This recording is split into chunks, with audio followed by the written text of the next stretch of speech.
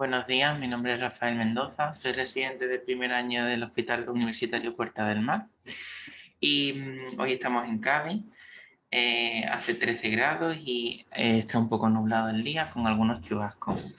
Hoy vamos a hablar de doxorubicina liposomal como protocolo terapéutico. La doxorubicina forma parte de un grupo de fármacos que son antibióticos antraciclínicos con capacidad citotóxica. Están producidos por el Streptomyces peuceteus, que es un actinomiceto que vemos aquí en la imagen superior. Se suele dar en una formulación liposomal. Sobre todo se tiende a dar en esta formulación en los últimos años, debido a que ofrece una serie de ventajas con respecto a la doxorubicina sola. Antes de decir estas ventajas, pues he traído una imagen que ilustra lo que sería un liposoma, para que todos lo entendamos. Todos sabemos que los fosfolípidos pues, tienen capacidad anfipática, con una cabeza polar y unas colas hidrófobas. Esto hace que en medios acuosos formen bicapas lipídicas al enfrentarse las colas hidrófobas entre sí y las colas hidrófilas en contacto con el agua. Pues un liposoma no sería más que esta bicapa lipídica dejando en su interior una vesícula de agua. En el interior de esta vesícula de agua pues podemos transportar determinadas sustancias, como en este caso la doxorubicina, que iría en el interior de esta vesícula. ¿Y qué ventajas ofrece esto? Pues hace que cuando sea inyectada intravenosamente, las células del sistema inmune tardarían más en reconocer pues a la doxorubicina y por tanto se tardaría más en eliminarla, lo que aumenta su vida media. Además, reduce la penetración en los tejidos cardíaco y gastrointestinal, por lo que se reduciría pues, su toxicidad tanto cardíaca como gastrointestinal.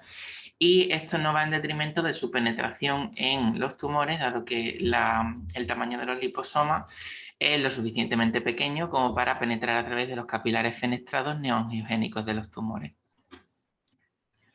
En cuanto a su mecanismo de acción, aún permanece un poco desconocido. Sí que es verdad que se ha descubierto que actúan, su poder citotóxico lo realizan a través de distintas vías.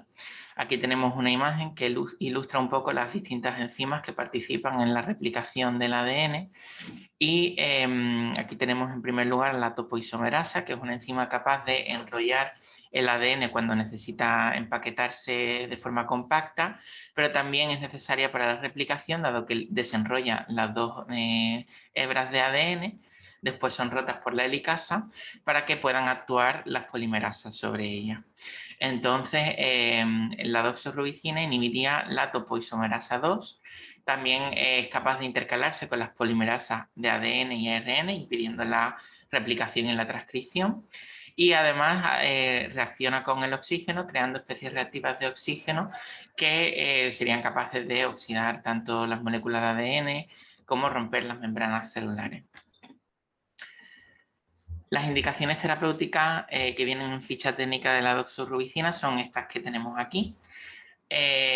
Voy a nombrar algunas, como el carcinoma de mama, los linfomas de Hodgkin y no Hodgkin, las leucemias agudas, tanto mieloide como linfoide, cáncer de ovario, etc. No obstante, no son las únicas indicaciones terapéuticas de este fármaco, ya que pues, hay muchas otras, pero se utilizan de forma off-label, es decir, fuera de ficha técnica. En cuanto a su posología y forma de administración, la dosis inicial suele calcularse en función de los metros cuadrados de superficie corporal. Se inicia a dosis de 60 a 75 miligramos por metro cuadrado de superficie y se administra cada 3 semanas. De forma intravenosa en perfusión durante 1 hora. ¿Por qué durante 1 hora? Porque este fármaco tiene capacidad irritante y por tanto si lo administramos de forma muy rápida, pues irritaría las vías venosas. La dosis acumulada total no debe ceder de los 450 a 550 miligramos por metro cuadrado de superficie, porque a partir de esta dosis se considera que el riesgo-beneficio pues es mayor el riesgo, ¿no? Debido a, pues, fundamentalmente a toxicidades. La más típica, la cardíaca. Y además es un fármaco que se metaboliza fundamentalmente por la vía hepatobiliar, con muy poco aclaramiento renal. De forma que tendremos que tener cuidado en pacientes que tengan insuficiencia hepática. Tanto es así que se han propuesto algunas tablas de modificación de la dosis en función de la bilirrubina sérica, como por ejemplo aquí, que si la bilirrubina sérica es mayor de 50 a 85 micromoles por litro, pues habría que dar un cuarto de la dosis normal. Y en el aclaramiento renal, generalmente no necesita modificación de dosis, salvo cuando el filtrado glomerular cae por debajo de 10, que se daría entre un 75 y un 85% de la dosis normal. Las contraindicaciones para la administración de doxorubicina serían la hipersensibilidad al principio activo, como es lógico, la mielosupresión persistente o una estomatitis grave, una infección generalizada, la insuficiencia hepática grave, como hemos comentado, y alteraciones cardíacas como arritmia, infartos previos, enfermedad cardíaca inflamatoria aguda. Evidentemente, si se exceden las cantidades máximas acumulativas de doxorubicina, pues tampoco lo daremos, y tampoco se puede dar en periodo de lactancia, ya que pues está presente en la leche materna.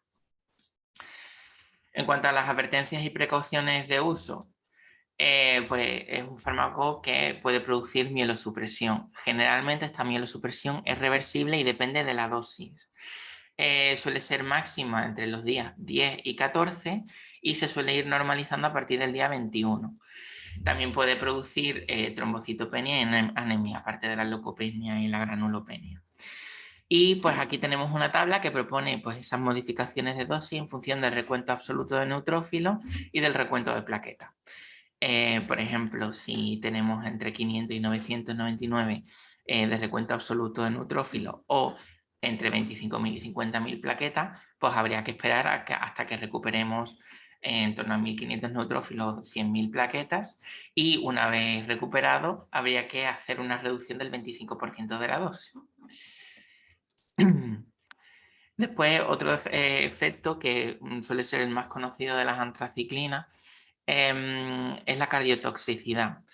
La cardiotoxicidad se manifiesta sobre todo con dosis acumuladas a partir de 350 y suele ser máxima a partir de dosis acumuladas de 450 a 550. Es por eso que al administrar este fármaco será muy necesario monitorizar la función cardíaca. La cardiotoxicidad se puede manifestar mediante acontecimientos tempranos o acontecimientos tardíos. En los acontecimientos tempranos tendremos taquicardia sinusal, extrasístoles ventriculares, cambios inespecíficos en el electrocardiograma, sobre todo de la onda ST-IT, y ya cosas pues, más graves como una taquicardia ventriculares, bloqueos auriculoventriculares y derramas o aplanamiento y ensanchamiento del QRS. Si tenemos este aplanamiento de ensanchamiento del QRS es un criterio para detener la administración de doxorubicina, dado que puede ser pues, una indicación de una cardiomiopatía dilatada precoz.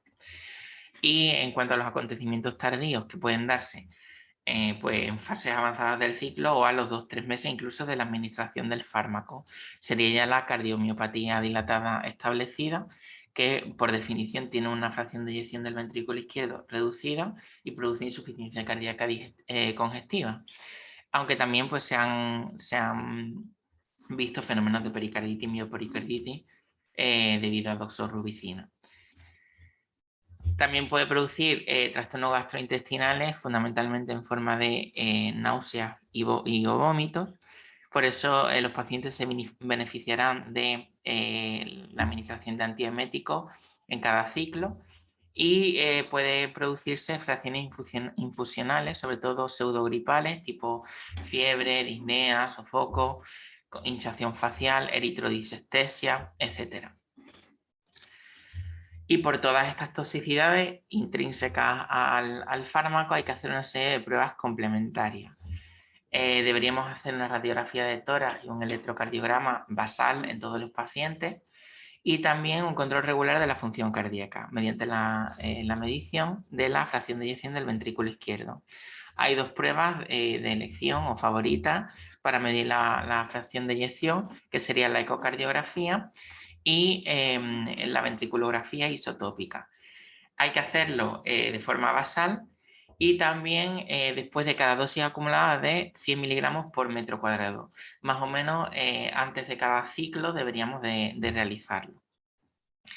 Además, pues sería criterio para suspender la administración de doxorubicina una caída de la FEBI del 10% con respecto al basal o que ya se redujerá por debajo del 50%, que son pues, indicadores de miocardiopatía dilatada establecida. También deberíamos inspeccionar la cavidad oral de forma diaria y la faringe en busca de estomatitis grave y deberíamos hacer controles analíticos donde veríamos fundamentalmente el hematocrito, las plaquetas y los leucocitos para ver pues, esa mielosupresión que produce el fármaco y si necesita de modificación de dosis. La función hepática con las enzimas hepáticas y la bilirrubina por ese aclaramiento hepatobiliar que tiene fundamentalmente. El ácido úrico, sobre todo, se monitoriza para ver si, para prevenir o diagnosticar el síndrome de lisis tumoral, que se da sobre todo en neoplasias hematológicas, donde la celularidad es muy abundante y que deberemos prevenir con una buena hidratación, alcalinización de la orina y dando allopurinol como profilaxis. Y después también deberemos monitorizar pues, la función renal. En cuanto a las reacciones adversas del fármaco, son muchas, hay muchísimas tablas de reacciones descritas porque hay bastante experiencia con este fármaco. No las he traído todas porque eran innumerables, pero quien quiera, quien esté interesado en conocerlas, pues puede ir a la ficha técnica de la Agencia Española de Medicamentos y Productos Sanitarios. Y aquí he traído pues, las reacciones adversas más frecuentes, que son la fiebre neutropénica, las infecciones por esa mielosupresión que produce, anorexia, deshidratación, hipopotasemia. Es muy característico el insomnio, la toxicidad cardíaca, que ya hemos comentado, sofocos, disnea, epistaxis, trastornos gastrointestinales como diarrea, náuseas, vómitos, mucositis y estomatitis. También dermatológicamente pues, produce alopecia, rash, alteraciones en las uñas y reacciones infusionales. Y por último, antes de terminar la sesión clínica, pues he querido realizar una pequeña revisión bibliográfica sobre la relación entre doxorubicina y su uso en linfomas cutáneos de células T, que es fundamentalmente lo que ha promovido la realización de esta sesión clínica. Aquí tenemos una tablita que ilustra los fármacos utilizados en primera, segunda y tercera línea en la micosis fungoide avanzada y en el síndrome de Sézary. En primera línea pues suelen utilizarse los retinoides tipo bexaroteno, la fotoaféresis extracorpórea, los inhibidores de la desacetilación de las histonas como borinostat o romidepsin, y anticuerpos monoclonales tipo brentuximab o mogamulizumab. Ya si la enfermedad es refractaria a estos fármacos de primera línea, pues se suelen emplear otros de segunda línea que no están recogidos en ficha técnica y por tanto su uso sería en la mayoría de los casos, como vemos aquí, en off-label. Y entre ellos pues se encontraría la doxorubicina pegilada liposomal. También otras como la cladribina, la fludarabina, el clorambucil o el pembrolizumab. Y ya si la enfermedad sigue siendo refractaria a estos tratamientos de segunda línea, pues ya se optaría por el trasplante alogénico de progenitores hematopoyéticos. Aquí recojo algunos de los artículos que pues intentan evidenciar la respuesta de estos linfomas de células T cutáneos a la doxorubicina. Y en general traigo unas conclusiones. Se suele emplear la forma pegilada liposomal por las ventajas que hemos comentado al inicio, su menor toxicidad. Las dosis iniciales que se dan en estos linfomas cutáneos suele ser un poquito menor que la utilizada en otros tumores, se da a 20-40 miligramos por metro cuadrado de forma intravenosa y también cada 3-4 semanas. De forma off-label, es decir, fuera de ficha técnica, y el linfoma cutáneo de células T que son refractarios o están en recaída.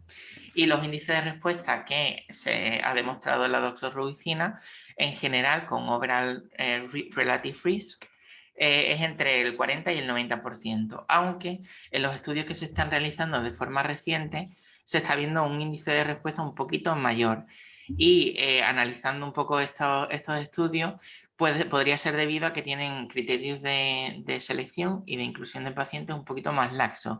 Es decir, cada vez hay tendencia de dar estos fármacos de segunda línea de forma más precoz, en micosis fungoides pues menos avanzada, y por tanto los índices de respuesta son mejores. Y en general los efectos adversos que se han registrado eran en su mayoría leves, en forma de mielosupresión, eritrodisestesia palmoplantar, fatiga y síntomas cardíacos leves. Y muchas gracias.